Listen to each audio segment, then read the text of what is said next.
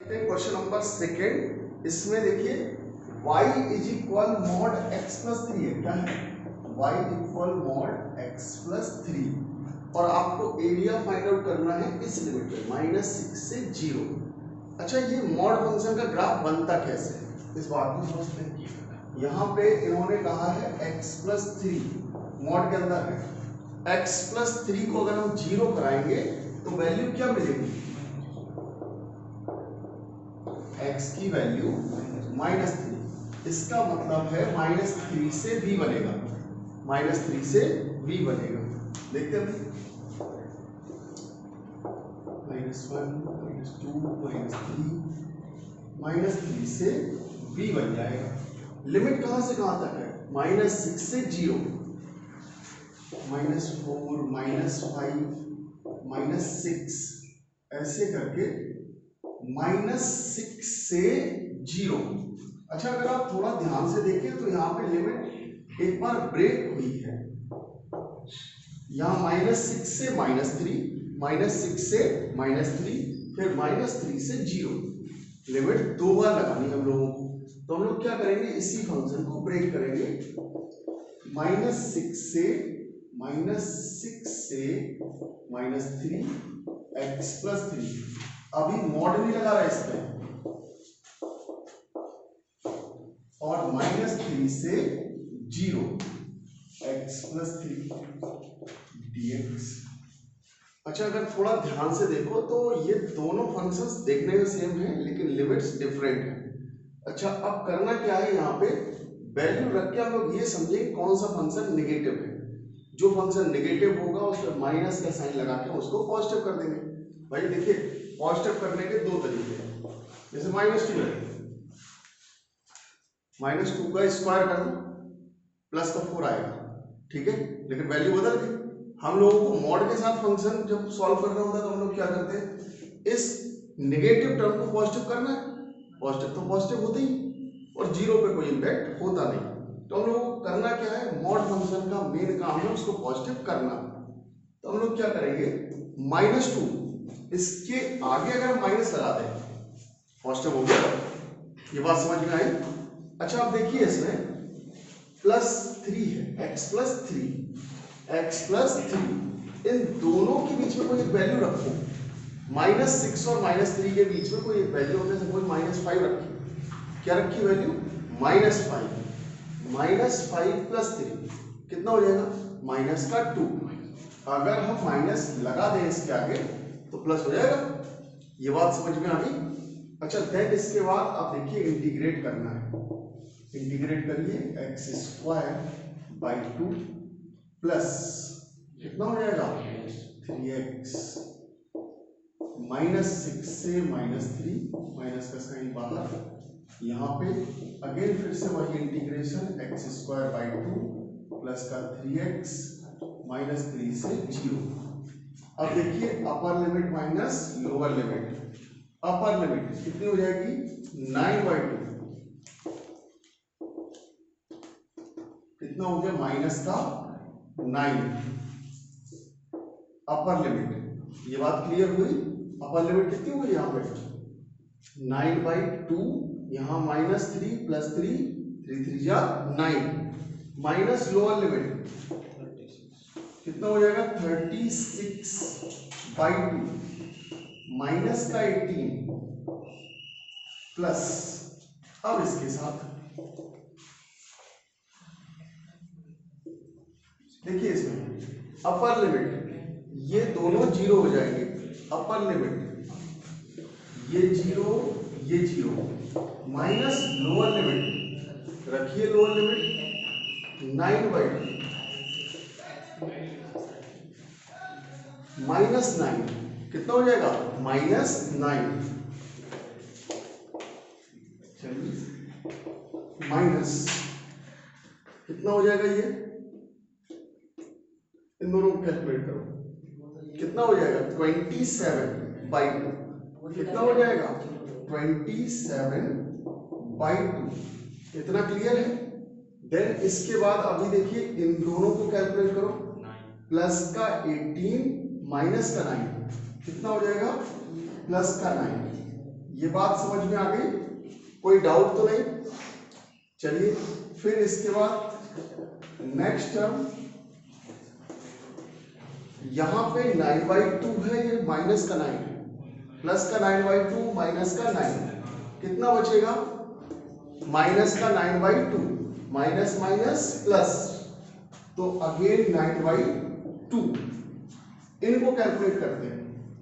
यहां पे ये माइनस माइनस प्लस 27/2 माइनस का 9 प्लस 9/2, इन दोनों को ऐड कर दो, कितना हो जाएगा? 36/2। कितना हो जाएगा? 36/2। 36/2 मतलब 18। 18 माइनस 9 स्क्वायर यूनिट। समझ आ गया? नोट कर लीजिए। नाउ बेटा question number 3, find the area bounded by equal sin x। Limit देके रखिए x एक्सिस की, x is equal 0, x is equal 2 पाई। पहले तो sin x का ग्राफ समझते हैं, ऐसे लेके चलेगा बेटा, ठीक है? अच्छा अब देखिए इसमें यहां 0 से स्टार्ट हुआ। अच्छा ये वाला इंटरसेक्टिंग पॉइंट क्या आएगा? पाई। क्या आएगा? पाई। यहां पे 2 पाई। ये बात समझ में आ गई? कोई परेशानी नहीं? चलिए अच्छा आप फंक्शन को दो पार्ट में ब्रेक करेंगे, कहां से कहां तक? 0 से पाई, फिर पाई से 2 पाई। चलिए एरिया फाइंड आउट कर रहे हैं।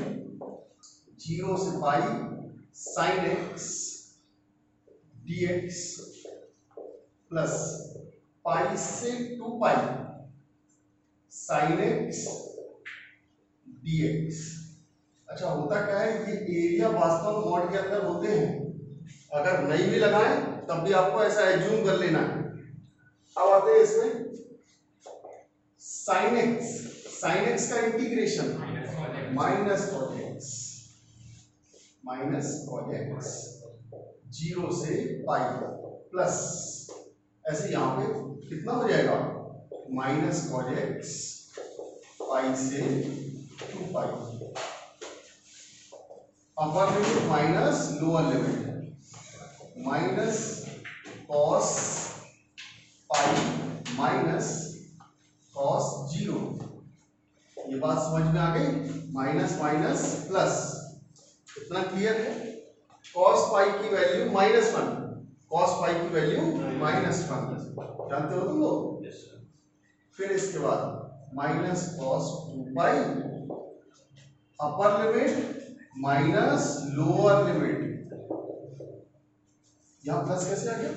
माइनस माइनस प्लस, ठीक है?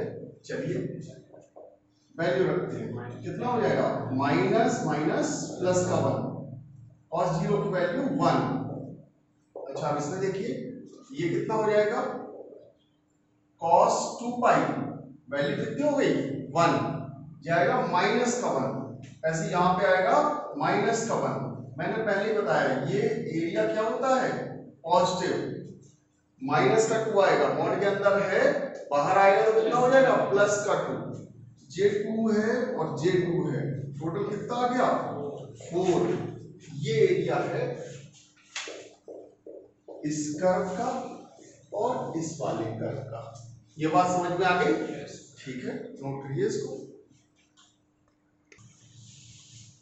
नाउ बेटा question number 4, y equal x3। Limit देके रखिए -2 से 1। अच्छा होता क्या, पहले तो ये ग्राफ जब प्लॉट करना होता है, आसान रास्ता ये है, 2 पॉजिटिव 2 नेगेटिव 1 0, आपको टर्म्स लेनी है और उन पॉइंट्स को मार्क कर लेना है, आपको ग्राफ अपने आप ऑब्टेन हो जाएगा। चलिए देखते हैं, ये x ये y,